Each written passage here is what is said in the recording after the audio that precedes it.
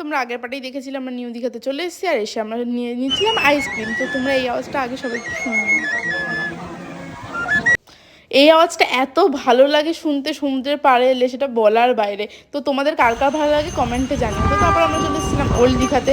তো ওল্ড দীঘাতে এসে আমরা হাওয়া খাচ্ছিলাম, আর হাওয়া খাওয়ার সাথে সাথে আমরা একটুখানি কফি আর একটুখানি আইসক্রিমও খেয়ে নিয়েছিলাম। তো তারপর আমরা ওখানে বসে এত সুন্দর হাওয়া দিচ্ছিলো আর আসতে ইচ্ছা করছিল না। তারপর একটুখানি পপকর্ন লেবু চা আমরা খেয়ে নিচ্ছিলাম, আর ওখানে হাওয়া খাচ্ছিলাম সমুদ্রের পাড়ে, কারণ পরের দিনে আমরা চলে আসবো।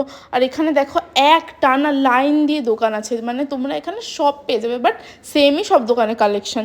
তো তারপর চলে এসেছিলাম আমরা হোটেলে। তো হোটেলে এসে আমরা দেখে নিচ্ছিলাম যে ছবিগুলো আমরা তুলেছিলাম।